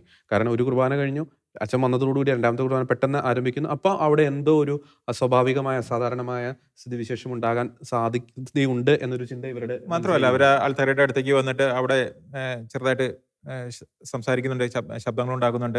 6 മണിക്കുള്ള ഏകീകൃത കുർബാനയ്ക്കായിട്ട് വന്നവരാണ് അവിടെ ഉള്ള കുറെ വിശ്വാസികൾ. പക്ഷെ അവര് ഏകീകൃത കുർബാന 6 മണിക്ക് ആരംഭിക്കുന്നു വിചാരിക്കുന്നു. അവിടെ മുമ്പ് നടക്കുന്നത് ജനാഭിയോഗ കുർബാനയാണ്. അത് കഴിഞ്ഞ ഉടനെ പൊതുവലിയച്ഛന്റെ കുർബാന ആരംഭിക്കുന്നു വിചാരിക്കുന്നു. പക്ഷെ ആ സമയത്താണ് ഇതുപോലെ അതേ അച്ഛന്മാർ തന്നെ വീണ്ടും ജനാഭിയോഗ കുർബാന അതേ സമയം തന്നെ വീണ്ടും സ്റ്റാർട്ട് ചെയ്യുന്നത്. ഇത് കണ്ടതോടുകൂടി പിന്നെ അവരുടെ നിയന്ത്രണം ചെറുതായിട്ട് വിട്ടു എന്ന് തന്നെയാണ് നമുക്ക് അതിന്റെ വീഡിയോ ദൃശ്യങ്ങളിൽ മനസ്സിലാവുന്നത്. ഇവിടെ അച്ഛൻ ആ ഒരു കുർബാന അർപ്പണം നടന്നുകൊണ്ടിരിക്കുമ്പോൾ തുടർച്ചയായി ആ കുർബാനയുടെ സമയം മുഴുവൻ ആ ആൾത്താരയ്ക്ക് അഭിമുഖമായിട്ട് അല്ലെങ്കിൽ അവരെ ഫേസ് ചെയ്തുകൊണ്ട് അച്ഛൻ നിൽക്കുന്നുണ്ട്. ഒപ്പം അച്ഛൻ വളരെ വേദനയോടുകൂടി തന്നെ പറഞ്ഞൊരു കാര്യമുണ്ട്. ഈ കുർബാന അർപ്പിച്ചു കൊണ്ടിരിക്കുമ്പോൾ ആ സുവിശേഷവായനയുടെ പ്രസംഗത്തിന്റെ സമയത്ത് ഫാദർ സണ്ണി കളപ്പുരിക്കൽ എന്ന് പറഞ്ഞ ഒരു വൈദികൻ വളരെ മോശമായി, ഒരു സുവിശേഷവായനയുമായി ബന്ധപ്പെട്ട ഒരു പ്രസംഗമാണ്, പക്ഷെ വളരെ മോശമായി വ്യക്തിപരമായിട്ട് അധിക്ഷേപിക്കുന്ന രീതിയിൽ ആ ഒരു പ്രസംഗ വേദിയെ ഉപയോഗിച്ചു എന്നൊരു കാര്യം പറയുന്നുണ്ട്. ഇവിടെ മറ്റൊരു ആരോപണം, ഇപ്പം പൊതുവലിയച്ഛനെ എതിരെ പറയുന്ന മറ്റൊരു ആരോപണം, അച്ഛൻ തിരുവസ്ത്രങ്ങൾ ഇട്ടുകൊണ്ട് അവിടെ ആൾത്താരയുടെ ഫ്രണ്ടിൽ നിന്നു, അത് ശരിയായില്ല എന്നൊരു ആരോപണം പറയുന്നുണ്ട്. പക്ഷേ പൊതുവലിയച്ഛൻ്റെ ഒരു പോയിന്റ് ഓഫ് വ്യൂവിൽ അല്ലെങ്കിൽ അച്ഛൻ്റെ ഒരു ആംഗിളിൽ നിന്ന് നോക്കുമ്പോൾ അച്ഛൻ അവിടെ 19-ാം തീയതി അവിടെ വരുന്നു, 20-ാം തീയതി 21, 22 അദ്ദേഹം വെറും ഒരു കാഴ്ചക്കാരനെ പോലെ അവിടെ നിൽക്കുന്നു. തനിക്ക് പരമേൽപ്പിക്കപ്പെട്ട ബസിലിക്കയിൽ തൻ്റെ അധികാരങ്ങളോ താൻ നടപ്പാക്കാൻ ഉദ്ദേശിക്കുന്ന അല്ലെങ്കിൽ സഭ നടപ്പാക്കാൻ ഉദ്ദേശിക്കുന്ന ഒരു കാര്യങ്ങളോ ഒന്നും അവിടെ നടപ്പാക്കാൻ പൊതുവലിയച്ഛന് സാധിക്കുന്നില്ല. ഒപ്പം തന്നെ 6 മണിക്ക് കുർബാന അർപ്പിക്കാൻ ശ്രമിക്കുന്നു, അതും സാധിക്കുന്നു. അപ്പം വളരെയധികം ഒരു അച്ഛൻ്റെ മനസ്സ് വളരെയധികം ടെൻസ്ഡ് ആണ് എന്ന് വളരെയധികം വ്യക്തമാണ് അല്ലേ? അതുകൊണ്ടായിരിക്കാം അല്ലെങ്കിൽ അപ്രകാരം ആ കുർബാന അർപ്പണത്തിലുണ്ടാകുന്ന പരാജയം അച്ഛന്റെ ഒരു കഴിവുകേടാണെന്ന ആ രീതിയിൽ അച്ഛന്റെ അധികാരികൾ പറയാൻ സാധ്യതയുണ്ട്. അപ്പൊ അച്ഛൻ എന്നിരുന്നാൽ പോലും അച്ഛനെ എന്തായാലും ഇവര് അച്ഛൻ പറഞ്ഞിട്ട് നിർത്തുന്നില്ല, കുർബാന നിർത്തുന്നില്ല, വീണ്ടും തുടരുകയാണ്. അച്ഛൻ പറയുന്നത് ഒന്നും കേൾക്കാൻ തന്നെ ഇവർ നിൽക്കുന്നില്ല. അപ്പൊ അങ്ങനെ ഒരു സാഹചര്യത്തിൽ പിന്നെ അച്ഛൻ അവിടെ അധികം നേരം അങ്ങനെ തന്നെ നിൽക്കേണ്ട കാര്യം ഉണ്ടായിരുന്നു. ഒന്നുകിൽ അച്ഛൻ അത് കുർബാന എന്തായാലും അച്ഛൻ നിർത്തുന്നില്ല, അപ്പൊ പിന്നെ അച്ഛനൊന്ന് മാറി ഇരിക്കാമായിരുന്നു. ഇവിടെ ആരും പറഞ്ഞൊരു പ്രസക്തിയുണ്ട്. കാരണം അച്ഛൻ വെസ്റ്റ്മിൻസ്റ്ററിലാണ് നിൽക്കുന്നത്. അപ്പോൾ രണ്ടു കൂട്ടരും കുർബാന അർപ്പിക്കാൻ തക്ക രീതിയിലുള്ള ഒരു അവസ്ഥയിലാണുള്ളത്. അപ്പോൾ പെട്ടെന്ന് കാണുന്ന ജനങ്ങളിലും അതൊരു വലിയ ഒരു പ്രത്യേകത. പക്ഷെ അവിടെ അച്ഛൻ കുർബാന ചെല്ലുന്നില്ല. നമ്മള് അച്ഛൻ വെസ്റ്റ്മിൻസ്റ്ററിൽ നിൽക്കുന്നത് അത് നമ്മൾ സമ്മതിക്കുന്നു. അത് ജോർജ് പറഞ്ഞ കറക്റ്റ് ആണ്. കാരണം നമുക്ക് ആ ദിവസത്തെ ചാനൽ സ്ക്രോളിങ്ങിലെല്ലാം നമ്മൾ കാണുന്നുണ്ട്, 2 കുർബാനകൾ ഒരേ സമയം അർപ്പിക്കപ്പെടുന്നു. ജനാഭിയോഗ കുർബാനയും ആൾത്താരഭിയോഗ കുർബാനയും നടക്കുന്നു. ഇങ്ങനൊരു വാർത്ത ചാനലുകൾക്ക് കൊടുത്തുകൊണ്ടിരിക്കുന്ന ഒരാൾ അവരാരാണെന്നും കൂടി നമ്മൾ ശ്രദ്ധിക്കേണ്ടതാണ്. കാരണം ഈ പള്ളിയിൽ നടക്കുന്നത് എന്താണെന്ന് എല്ലാവർക്കും കൃത്യമായിട്ട് അറിയാം. പക്ഷെ ഇത്തരമൊരു ആ ഒരു ചിത്രം മാത്രം, അതായത് ഓപ്പോസിറ്റായിട്ട് പൊതുവലിയച്ച് നിൽക്കുന്ന ആ ചിത്രം വെച്ച് 2 കുർബാന ഒരേ സമയം 2 കുർബാന ബസിലേക്ക് നടക്കുന്നു എന്നുള്ള രീതിയിൽ ചാനലുകളിൽ വാർത്ത വന്നു. ഇവിടെ മറ്റൊരു മറ്റൊരു പറയുകയാണെങ്കിൽ സഭയെയും സഭയുടെ കൂദാശകളെയും അവഹേളിക്കാനുള്ള ഒരു കുറെ പേരുടെ വളരെ ഗൂഢമായ ഒരു ശ്രമം ഉണ്ടായിരുന്നു അതെ അല്ലേ? അതെ അതെ. മറ്റൊരു കാര്യം കൂടിയുണ്ട്. ഇവിടെ ആരെയാണ് തടയാൻ ശ്രമിച്ചത് എന്നൊരു ചോദ്യം കൂടി ഇവിടെ പ്രസക്തമാണ്. പുതുവലിയച്ചൻ ഇവരുടെ കുർബാനയാണോ തടയാൻ ശ്രമിച്ചത്, അതോ പുതുവലിയച്ചൻ ഇവരാണോ തടയാൻ ശ്രമിച്ചത്? ഒരു പരിധിവരെ പുതുവലിയച്ചന്റെ ഏകീകൃത കുർബാനയെ തടയാൻ ഇപ്പോൾ രണ്ടാമത്തെ കുർബാന അർപ്പണം ആരംഭിച്ച വൈദികരാണ് ശ്രമിച്ചതെന്ന് നിസ്സംശയം നമുക്ക് പറയാൻ സാധിക്കും. കാരണം പ്രയറായിട്ടൊരു ഇൻഫർമേഷൻ കൊടുത്തിട്ടുണ്ട് 6 മണിക്ക് അവിടെ കുർബാന ചെല്ലാൻ വരും. അച്ഛൻ വെസ്റ്റ്മെന്റ് ഒക്കെ ഇട്ട് വളരെ സീനിയർ ആയിട്ടുള്ള വൈദ്യ അൾത്താരയിലേക്ക് വരുമ്പോൾ അച്ഛനെ കണ്ട ഉടനെ തന്നെ പിതാവിനും പുത്രനും ചൊല്ലി അടുത്ത കുർബാന ആരംഭിക്കണമെങ്കിൽ പൊതുവേലിയച്ചന്റെ കുർബാന അർപ്പണം തടയാനാണ് ഈ വൈദികർ ശ്രമിച്ചത് എന്ന് നമുക്ക് നിസ്സംശയം പറയാൻ അല്ലെങ്കിൽ സാധിക്കും. നമ്മൾ മറ്റൊരു പറയുകയാണെങ്കിൽ സിനഡാത്മക കുർബാന ഏത് രീതിയിലും തടയുക എന്നുള്ള ഒരു വലിയ ശ്രമമാണ് അവിടെ നടന്നത് അല്ലേ? നടന്നത്. അതെ. തുടർന്ന് അല്ലെ ആ ഒരു കുർബാന അവസാനിക്കുന്നു. അച്ഛൻ ആ ഒരു കുർബാനയ്ക്ക് മുഴുവൻ അച്ഛൻ അങ്ങനെ തന്നെയാണ് നിൽക്കുന്നത്. വീണ്ടും ആ സമയത്ത് മറ്റച്ഛന്മാർ അവിടെ വന്നു തുടങ്ങി. അതിനിടയിൽ വേറെ കാര്യങ്ങൾ നടക്കുന്നുണ്ട്. അവിടെ ഏകീകൃത കുർബാന അനുകൂലിക്കുന്ന വിശ്വാസികൾ അവിടെ ലൈറ്റ് ഒക്കെ ഓഫ് ചെയ്യുന്നുണ്ട്. ഈ ഒരു കുർബാന അർപ്പണം അവരുടെ ഒരു പോയിന്റ് ഓഫ് വ്യൂവിൽ ഒരു സൈത്താനിക് മാസാണ്, അതിന്റെ ഒരു ആരംഭം എന്നുള്ള ഒരു രീതിയിലാണ് കാര്യങ്ങൾ പോകുന്നത്. അവരുടെ വിശദീകരണങ്ങൾ അങ്ങനെയൊക്കെയാണ്. പക്ഷെ എനിക്ക് ആ ദിവസത്തെ പല കാര്യങ്ങളും അവരുടെ ഇമോഷണൽ ആയിട്ടുള്ള പല കാര്യങ്ങളാണ് ചെയ്തിരിക്കുന്നത്. അവർ ഇത്രയും ദൈവശാസ്ത്രപരമായ പല കാര്യങ്ങളും ചിന്തിച്ചിട്ടാണോ ഇത് ചെയ്തതെന്ന് എനിക്ക് തോന്നുന്നില്ല. പക്ഷെ അവരുടെ ഉള്ളിലുള്ളൊരു ദേഷ്യം ഇതൊക്കെ, അല്ലെങ്കിൽ ഈ കുർബാനയെ എങ്ങനെയെങ്കിലുമൊക്കെ അത് നിർത്തുക എന്നുള്ള അവരുടേതായ ചില താല്പര്യങ്ങൾ, അതിനു വേണ്ടിയിട്ട് അവർ മാക്സിമം അവരെ കൊണ്ട് എത്രത്തോളം ഉപദ്രവം ചെയ്യാൻ പറ്റുമോ എന്നുള്ളത് അവർ ശ്രമിച്ചുകൊണ്ടിരിക്കുകയാണ്. അവരാദ്യം തന്നെ ലൈറ്റ് ഓഫ് ആക്കുന്നു. അപ്പൊ ഇരുട്ടത്ത് എങ്ങനെ അച്ഛന്മാര് കുർബാന അർപ്പിക്കുന്നു നോക്കുന്നു. അപ്പൊ അച്ഛന്മാര് അവരുടെ മൊബൈലിന്റെ ടോർച്ച് ലൈറ്റ് ഉപയോഗിച്ച് അച്ഛന്മാര് കുർബാന തുടരുന്നു. മൈക്ക് സിസ്റ്റം ഓഫ് ആക്കുന്നു. അപ്പോൾ മൊത്തത്തിൽ അവിടെ ഒരു ശബ്ദങ്ങൾ ആരംഭിക്കുന്നു, മോശം വാക്കുകൾ. പലപ്പോഴും രണ്ടു കൂട്ടരും പറയുന്നുണ്ട് മറ്റേ കൂട്ടരാണ് അവിടെ തെരുവിളിയും കാര്യങ്ങളൊക്കെ നടത്തിയിരുന്നതെന്ന് ഇരു കൂട്ടരും പറയുന്നുണ്ട്. പ്രത്യേകിച്ച് ഏകീകൃത കുർബാന അർപ്പണത്തെ അനുകൂലിക്കുന്നവരുടെ ആ ഒരു വികാരം കൂടി നാം ഒന്ന് മനസ്സിലാക്കേണ്ടിയിരിക്കുന്നു. കാരണം അവർക്ക് നാളുകളായിട്ട് ഈ 2022 ഏപ്രിൽ 17 ശേഷം അന്നത്തെ ഒരു ഈസ്റ്ററിന് ശേഷം അവിടെ ഏകീകൃത കുർബാന അർപ്പണം സാധ്യമായിട്ടില്ല. അതിനായി അപ്പസ്തോലിക അഡ്മിനിസ്ട്രേറ്റർ ശ്രമിക്കുന്നു. നവംബർ 27 അദ്ദേഹത്തിന് തിരിച്ചു പോകേണ്ട ഒരു സാഹചര്യം. പൊതുവേലിയച്ചനും വരുന്നു. പൊതുവേലിയച്ചനും അവിടെ നടത്താൻ സാധിക്കുന്നില്ല. അപ്പോൾ ഏറ്റവും ഒടുവിൽ അച്ഛൻ അത്തരം ഒരു ശ്രമം നടത്തുമ്പോൾ ഒരു കുർബാനയെ തന്നെ ഒരു സമരമാർഗമായി തന്നെ ഉപയോഗിക്കുന്നു എന്നൊരു ആശങ്ക, ഒരു വിഷമം ഈ വിശ്വാസികളുടെ ഇടയിൽ സ്വാഭാവികമായും വന്നു ചേർന്നു എന്ന് തന്നെ നമുക്ക് മനസ്സിലാക്കേണ്ടിയിരിക്കും. കാരണം ആ ഒരു ഘട്ടത്തിൽ തന്നെ ആ പൊതുവേലിയച്ചൻ അവിടെ രണ്ടാമത്തെ കുർബാനയ്ക്ക് ഫുൾ ടൈം അവിടെ നിൽക്കുന്നു.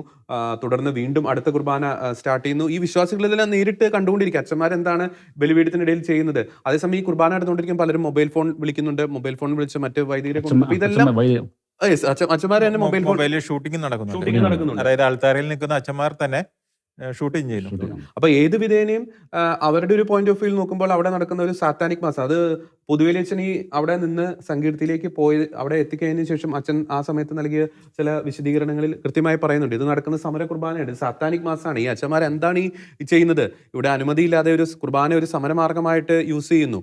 അപ്പോൾ വിശ്വാസികളും ഈ പറഞ്ഞതുപോലെ ആ ഒരു കുർബാന, ഈ സാത്താനിക് മാസ് എങ്ങനെയെങ്കിലും തടയാൻ വേണ്ടിയിട്ടായിരിക്കാം ഈ ലൈറ്റും ഒപ്പം മൈക്കൊക്കെ ഓഫ് ചെയ്യുന്ന ഒരു സാഹചര്യം ഉണ്ടായത് അല്ലെ? അപ്പൊ ഇതിൽ നിന്നും തന്നെ വളരെയധികം വ്യക്തമാണ് ഒരു കുർബാന അർപ്പണം നടക്കാനുള്ള ഒരു സാഹചര്യമല്ല അവിടെ. ഇപ്പം അരുൺ പറഞ്ഞതുപോലെ ഇരു കൂട്ടരും പരസ്പരം അങ്ങോട്ടും ഇങ്ങോട്ടും പോർ വിളിക്കുന്നുണ്ട്, ബഹളം വെക്കുന്നുണ്ട്. പക്ഷേ വിശ്വാസികൾ താഴെ അങ്ങനെ ചെയ്തുകൊണ്ടിരിക്കുന്നു. പക്ഷേ ഈ കുർബാന അർപ്പിക്കുന്ന ഒരു അച്ഛന്മാർക്ക് അതിനുള്ളൊരു വിവേകം കാണിക്കണ്ടേ? കുർബാന അർപ്പണം നടത്താനുള്ള ഒരു സാഹചര്യമല്ല അവിടെ. ഒരു പെരുന്നാളോ അല്ലെങ്കിൽ അജപാലനപരമായിട്ടുള്ള യാതൊരു സാഹചര്യവും അവിടെ ഇല്ല. വിശ്വാസികൾ ഒരു ഇടവക ദേവാലയത്തിനുള്ളിൽ പരസ്പരം ബഹളം വെക്കുന്നത് ഇരു കൂട്ടരും ഏകീകൃത കുർബാന അനുകൂലിക്കുന്നവരും അവരും പരസ്പരം നമ്മൾ നേരത്തെ സൂചിപ്പിച്ചതുപോലെ തന്നെ ലക്ഷ്യമാണ് അവരെ സംബന്ധിച്ച് അവരെ മുന്നോട്ട് നയിക്കുന്നത്. അതിന് അവർ ഉപയോഗിക്കുന്ന മാർഗം എത്രത്തോളം ഹീനമാണെന്ന് അവര് ചിന്തിക്കുന്നില്ല, അറിയുന്നില്ല. അല്ലെങ്കിൽ അത് അറിഞ്ഞിട്ടും അവർ ആ തിന്മ തുടരുകയാണെന്ന് വേണമെങ്കിൽ നമുക്ക് പറയേണ്ടി വരും. കാരണം അവരെ സംബന്ധിച്ചിടത്തോളം 25-ാം തീയതി അവിടെ, അതായത് ക്രിസ്മസിന് അവിടെ ഏകീകൃത കുർബാന ഒരു കാരണവശാലും നടപ്പാകരുത്. അതിനുവേണ്ടി അവർ മുൻപേ പ്ലാൻ ചെയ്തു. ആ പ്ലാൻ പ്രകാരം അവരുടെ മനസ്സിലുണ്ട് അവർ ഈ കുർബാന അർപ്പണം തുടർന്നുകൊണ്ടേയിരിക്കും. 25-ാം തീയതി അത് തന്നെ ചെയ്യും. അപ്പോൾ ഈ രണ്ട് കുർബാന അടുപ്പിച്ച് അർപ്പണം അവിടെ ആരംഭിച്ചപ്പോൾ ഒരു കുർബാന കഴിഞ്ഞു, രണ്ടാമത്തെ കുർബാന ചെയ്യുന്നു, മൂന്നാമത്തെ കുർബാന. അപ്പൊ ഈ സമയത്ത് ഏകീകൃത കുർബാന അനുകൂലിക്കുന്നവർ ഈ സങ്കീർത്തി പൂട്ടിയിടുന്ന ഒരു സാഹചര്യമുണ്ട്. അപ്പൊ പിന്നീടുള്ള കുർബാനയ്ക്ക് എങ്ങനെ ഈ ഓസ്തിയും വീഞ്ഞും ലഭിച്ചു എന്ന തരത്തിൽ ഒരു ചോദ്യം അവിടെ ഉയരുന്നുണ്ട് അല്ലെ? അതിന് മറുവിഭാഗത്തിലുള്ള പറയുന്ന മറുപടി അവർ മാർലോയിസിന് ഓസ്തി കൊണ്ടുവന്നു എന്നാണ് പറയുന്നത്. അവിടെ തന്നെയാണ് വീഞ്ഞും കൊണ്ടുവന്ന് ആദ്യം പറയുന്നുണ്ട്. പക്ഷെ പിന്നീട് അവരത് മാറ്റി പറയുന്നുണ്ട്. കാരണം മാർലോയിസിലെ ഓസ്തി മാത്രമേ ലഭിക്കുകയുള്ളൂ, വീഞ്ഞ് ലഭിക്കേണ്ടത് അരമനയിൽ നിന്നാണ്. അപ്പോൾ സമീപത്തെ വേറെ പള്ളികളിൽ നിന്നോ മഠത്തിൽ നിന്നൊക്കെ ആണ് ഞങ്ങൾ കൊണ്ടുവന്നതെന്നാണ് അവർ പിന്നീട് അത് മാറ്റി പറയുന്നത്. എന്നാൽ നമുക്ക് നമ്മളവിടെ മറ്റൊരു കാര്യം കാണുന്നുണ്ട്. ഈ പ്രശ്നങ്ങൾക്കെല്ലാം ശേഷം ഈ ആൾക്കാരുടെ താഴെ ഭാഗത്ത് നിന്ന് അവർക്ക് പൊട്ടിക്കാത്ത വീഞ്ഞും അതുപോലെ ഒരു ഓസ്തി പാക്കറ്റും അവർക്ക് കിട്ടുന്നതായി കാണുന്നുണ്ട്. അപ്പോൾ അതിൻ്റെ അർത്ഥം അവരത് അവിടെ വീഞ്ഞും അതുപോലെ ഓസ്തിയും ഉപയോഗിച്ചതിനെ കുറിച്ച് സംശയമുണ്ടല്ലേ? അതില് പല ആശങ്കകളും ഈ കുർബാന അർപ്പണവുമായി ബന്ധപ്പെട്ട് ഈ ഓസ്തി കൺസ്യൂം ചെയ്തിരുന്നോ, തിരുവോസ്തി കൺസ്യൂം ചെയ്തിരുന്നോ, തിരുരക്തം കൺസ്യൂം ചെയ്തിരുന്നോ, ഈ ഒരേ ഓസ്തി തന്നെയാണ് കൂടെ ഈ 16 മണിക്കൂറും തുടർച്ചയായിട്ട് യൂസ് ചെയ്ത് അല്ലെങ്കിൽ വീഞ്ഞ് തുടർച്ചയായിട്ട് യൂസ് ചെയ്തിരുന്ന പല ആശങ്കകളും ഈ ഏകീകൃത കുർബാനയെ അനുകൂലിക്കുന്ന വിശ്വാസികൾ പറയുന്നുണ്ട്. അന്നത്തെ ഇൻസിഡന്റുമായി ബന്ധപ്പെട്ട് അന്നത്തെ ദൃക്സാക്ഷികളായിരുന്ന ചിലരുടെ പ്രതികരണങ്ങൾ നമുക്കൊന്ന് കണ്ണോടിക്കാം. തിരിക്കാലൊക്കെ എടുത്തിട്ട് മാറ്റിവെച്ചു.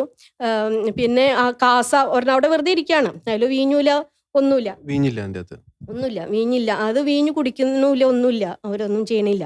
വെറുതെ കാസ അവിടെ ഇരിക്കണേ ഉള്ളൂ. പിന്നെ അതുപോലെ തന്നെ ഞാൻ ആ തുടക്കത്തിലാണ് ചെന്നത്. അപ്പോൾ അവിടെ ഒരു മുറിച്ച ഒരു അപ്പം ഇരിക്കണുണ്ട്. അപ്പോൾ കുർബാനയ്ക്ക് അപ്പം ഇല്ല, അപ്പം ഉണ്ട്, പക്ഷെ അത് അവർ കഴിക്കണമില്ല, മറ്റുള്ളവർക്ക് കൊടുക്കണമില്ല. അത് തന്നെ വെച്ചിട്ടാണ് പിന്നെയും കുർബാന നടത്തിക്കൊണ്ടിരിക്കുന്നത്. അപ്പോൾ വീഞ്ഞില്ല എന്നുള്ളത് ഉറപ്പാണ്. ആദ്യത്തെ ഒരു കുർബാനയിൽ ഓസ്തിയും വീഞ്ഞും ഉണ്ടായിരുന്നു. അതിനുശേഷം ഒരു കുർബാനകൾക്കും അവിടെ ഓസ്തി എടുത്തതായിട്ട് കണ്ടിട്ടില്ല, വീഞ്ഞ് എടുത്തതായിട്ട് കണ്ടിട്ടില്ല. അപ്പോൾ അന്നത്തെ ഇടവകയുടെ ഉള്ളിൽ അല്ലെങ്കിൽ ദേവാലയത്തിൻ്റെ ഉള്ളിലെ CCTV ദൃശ്യങ്ങളുടെ ഒറിജിനൽ ഫുട്ടേജ് ഇതുമായി ബന്ധപ്പെട്ട് വത്തിക്കാൻ നിയോഗിച്ച കമ്മീഷൻ, സൂസപാക്യം പിതാവിൻ്റെ നേതൃത്വത്തിലുള്ള കമ്മീഷൻ്റെ കയ്യിൽ അത് എത്തിയിട്ടുണ്ട്. അപ്പോൾ ആ ഒരു ദൃശ്യങ്ങളിൽ നിന്ന് വ്യക്തമാണെന്ന് ഈ പല വിശ്വാസികളും പറയുന്നുണ്ട്. അതായത് ഒരേ ഓസ്തി തന്നെയാണ് ഉപയോഗിച്ചത്, ഒരേ ഓസ്തി തന്നെയാണ് ഈ പല കുർബാനകൾക്കും യൂസ് ചെയ്ത്, പല കുർബാനയ്ക്കും ഇത് വീഞ്ഞുണ്ടായിരുന്നില്ല, ഒരേ വീഞ്ഞ് തന്നെയാണ് യൂസ് ചെയ്തത്, ഇവരത് കൺസ്യൂം ചെയ്യുന്നില്ല, വിശ്വാസികൾക്ക് കൊടുക്കുന്നില്ല, സ്വയം കൺസ്യൂം ചെയ്യുന്നില്ല എന്നുള്ളൊരു കാര്യം കൃത്യമായി തന്നെ ഈ പല വിശ്വാസികളും ആ ദൃശ്യങ്ങളിൽ നിന്ന് വ്യക്തമാണെന്ന് പറയുന്നുണ്ട്. അപ്പോൾ അത് സത്യമാണെങ്കിൽ വളരെ ഹീനമായിട്ടുള്ള രീതിയിലുള്ള ഒരു സാക്രിലേജ് ആണ് വൈദികർ ആ സമയങ്ങളിൽ, ആ മണിക്കൂറുകളിൽ അവിടെ നടത്തിയത്. എനിക്ക് തോന്നുന്നു നമുക്ക് ആ കമ്മീഷൻ റിപ്പോർട്ട് വരുന്നവരെ ആ കാര്യം വെയിറ്റ് ചെയ്യായിരിക്കുന്നു. പക്ഷേ എന്തൊക്കെയായാലും ഈ 16 മണിക്കൂർ തുടർച്ചയായിട്ട് അവിടെ ഒരു കുർബാനയർപ്പണം നടത്തിയത് ഒരു ഹീനമായിട്ടുള്ളൊരു സാക്രിലേജ് തന്നെയാണ് അവിടെ നടന്നതെന്ന് സംശയം പറയാം. മാത്രമല്ല അവിടെ ഈ കുർബാനയർപ്പണത്തിൽ പങ്കെടുത്തവർ പലരും പറയുന്നുണ്ട് കുർബാനയർപ്പണത്തിന് യൂസ് ചെയ്യുന്ന പ്രാർത്ഥനകളോ അല്ലെങ്കിൽ അത്തരത്തിലുള്ള കാര്യങ്ങളൊന്നും അല്ല. പലപ്പോഴും അതവിടെ നമ്മൾ മനസ്സിൽ അവർ വായിക്കുന്ന സുവിശേഷ ഭാഗങ്ങളാണെങ്കിലും അവർ പെട്ടെന്ന് നിർത്തുകയല്ല, മറിച്ച് ഒരു തുടർച്ചയായും 1-2 ചാപ്റ്ററുകൾ വായിക്കുന്നു. അതുപോലെ ലേഖന ഭാഗമാണെങ്കിലും 1-2 ചാപ്റ്റർ അല്ല, ഒരിപ്പം റോമാക്കാർക്കുള്ള ലേഖനമാണെങ്കിൽ ആ ലേഖനം ഫുള്ള് വായിക്കുന്നു. വിശുദ്ധ മത്തായിയുടെ സുവിശേഷമാണെങ്കിൽ മത്തായിയുടെ സുവിശേഷം ഫുള്ള്, കാരണം സമയം പോകണ്ടേ. അതുപോലെ പിന്നെ നമ്മൾ കേട്ടതെന്ന് വെച്ചാൽ പല രീതിയിലുള്ള പാട്ടുകൾ കുർബാനയില്ലാത്ത പാട്ടുകളൊക്കെ ഒരുപാട് പാടുന്നതായിട്ട് ഈ ഓശാനയായിട്ട് ബന്ധപ്പെട്ട പാട്ടൊക്കെ ഏകദേശം നമുക്ക് കിട്ടിയ ഒരു ദൃശ്യത്തിന് ഏകദേശം 10 മിനിറ്റോളം തുടർച്ചയായിട്ട് ഓശാനയുടെ ഒരു പാട്ട്. ഇവിടെ നമ്മൾ മനസ്സിലാക്കേണ്ട മറ്റൊരു കാര്യം എന്ന് വെച്ചാൽ ക്രിസ്തീയ അല്ലെങ്കിൽ ക്രൈസ്തവ കൂദാശകളെ വല്ലാതെ അവഹേളിക്കാൻ വേണ്ടി എല്ലാ തലങ്ങളിൽ നിന്നും വളരെ ബോധപൂർവമായ ഒരു ശ്രമം ഉണ്ടാകുന്ന കാലഘട്ടമാണിത്. അല്ലെങ്കിൽ ക്രൈസ്തവ വിശ്വാസികൾക്ക് കൂദാശകളോടുള്ള വിശ്വാസവും അതിലുള്ള താല്പര്യവും അത് ഇല്ലായ്മ ചെയ്യാൻ വേണ്ടി പിശാച് എല്ലാ രീതിയിലും വളരെ ശ്രമിക്കുന്നൊരു കാലഘട്ടമാണ്. അത് മനസ്സിലാക്കണം. അങ്ങനെയുള്ള ഒരു കാലഘട്ടത്തിൽ ആരാണോ കൂദാശകളെ ഏറ്റവും പരിഭാവനമായിട്ട് ജനങ്ങളുടെ മുമ്പിൽ അവതരിപ്പിക്കേണ്ടത്, അല്ലെങ്കിൽ ആരാണോ കൂദാശകളുടെ ആ ഒരു പരിഭാവന സൂക്ഷിക്കാൻ വേണ്ടി ഏറ്റവും ഉത്തരവാദിത്തപ്പെട്ടവർ, അവർ നിർഭാഗ്യവശാൽ അവരിലൂടെ തന്നെയാണ് ഈ ഇത്ര വലിയൊരു സാക്രിലേജിന്റെ ഒരു അവസ്ഥ ഉണ്ടാകുന്നത്, അല്ലേ? ശരിക്കും നമുക്ക് ആ ദൃശ്യങ്ങൾ കാണുമ്പോൾ നമുക്ക് വളരെ വിഷമം തോന്നും. കാരണം കൂരാകൂരിരുട്ടിലാണ് ഇവർ ഈ കുർബാന അർപ്പിക്കുന്നത്. അവിടെ ആൾത്താരയുടെ അവിടെ ഒരുപാട് ബഹളങ്ങൾ നടക്കണു. ഇതിന്റെ മധ്യത്തിൽ ഒരു വൈദികനെ എങ്ങനെ ഭക്തിയോട് കൂടിയിട്ട് വിശുദ്ധ കുർബാന പരികർമ്മം ചെയ്യാൻ പറ്റും? പോലീസ് ചുറ്റിലും നിൽക്കുന്നുണ്ട്. നമുക്ക് ആ ദൃശ്യം ഒന്ന് കാണാം. അയ്യോ, ആ ദൃശ്യം കാണുമ്പോൾ നമുക്ക് വളരെ വിഷമം തോന്നും. പോലീസ് കൈവച്ചിരിക്കുന്നത് എവിടെയാന്ന് നോക്കൂ.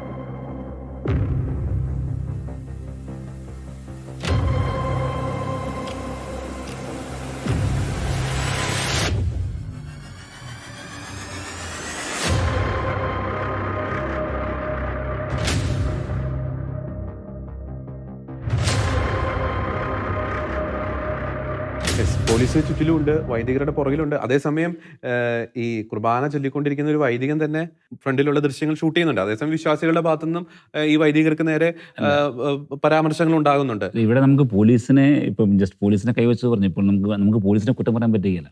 കാരണം വെച്ചാൽ പോലീസിന് നമ്മൾ ക്രൈസ്തവ വിശ്വാസികൾ അല്ലെങ്കിൽ അവിടെയുള്ള സമൂഹം എന്തൊരു മാതൃക കൊടുക്കുന്നത്. അവർ വൈകുന്നേരം അവർ വൈകുന്നേരം വന്നു, അവരൊക്കെ നിൽക്കുന്നതിനെല്ലാം അവരുടെ ആ പേഷ്യൻസ് എല്ലാം ഒരു പരിധിയില്ലേ. അവർക്കിപ്പോൾ ഈ ഒറ്റ ആഗ്രഹമുള്ളൂ, ഇതെങ്ങനെയുള്ള ഒന്ന് നിർത്തി കിട്ടുക എന്നുള്ള ആഗ്രഹം മാത്രമേ ആ അവസ്ഥയിലേക്ക് എത്തിയത്. കുർബാനയുടെ ഇടയിൽ കരുണക്കൊന്ത് ചെല്ലുന്നു, കുരിശിൻ്റെ വഴി ചെല്ലുന്നു, മറ്റു പാട്ടുകൾ പാടുന്നു. അപ്പോൾ ഒരു കുർബാന അർപ്പണം തന്നെയായിരുന്നു അവിടെ നടന്നത് എന്ന കാര്യത്തിൽ നമുക്ക് ഒരു സംശയമുണ്ട്. വിശുദ്ധ കുർബാനനെ അവഹേളിച്ചുകൊണ്ടിരുന്നത് വൈദികരാണ്. ആ അവഹേളനമാണ് ഞാൻ തടഞ്ഞത്. കുർബാന അർപ്പിക്കപ്പെടാൻ പറ്റിയൊരു സാഹചര്യം അല്ലാതെന്ന് വളരെ വ്യക്തമായി തിരിച്ചറിഞ്ഞിട്ടും അത്തരമൊരു സാഹചര്യത്തിൽ കുർബാന അർപ്പിക്കുകയാണെങ്കിൽ അതൊരു വലിയൊരു ഭക്തിക്ക് പകരം ഒരു വലിയ ഉദപ്പം ഉണ്ടാക്കുന്ന വളരെ വ്യക്തമായ ഒരു തിരിച്ചറിവുണ്ടായിട്ടും വീണ്ടും കുർബാന തുടർന്നത്. അല്ലെങ്കിൽ എന്തെങ്കിലും ഒരു വാശി തീർക്കുന്ന രീതിയിൽ ഞങ്ങൾ വിട്ടുതരില്ല, ഞങ്ങൾ അൾത്താരെ വിട്ടുതരില്ല, മറ്റൊന്നും ഇവിടെ സംഭവിക്കാൻ പാടില്ല, ആ രീതിയിലുള്ള ഒരു നീക്കവനുണ്ടാകും. വിശുദ്ധ കുർബാനനെ അവിടെ അവഹേളിച്ചുകൊണ്ടിരിക്കുമ്പോൾ നമ്മളിവിടെ വെറുതെ നോക്കിക്കൊണ്ടിരുന്നു കഴിഞ്ഞാൽ അത് നമ്മൾ ചെയ്യുന്ന ഏറ്റവും വലിയ തെറ്റാണ്. നമ്മളങ്ങനെ ഒരു തെറ്റ് കണ്ടിട്ട് നമ്മൾ പ്രതികരിക്കാണ്ടിരുന്നാൽ അതാണ് ഏറ്റവും വലിയ തെറ്റാണ്. അതായത് ഈ കുർബാന അർപ്പിക്കുന്ന വൈദികർക്ക് ഇത് യേശുവിൻ്റെ ശരീരരക്തങ്ങളാണെന്നുള്ള ഒരു ബോധ്യം അവരുടെ ഉള്ളിൽ ഉണ്ടോ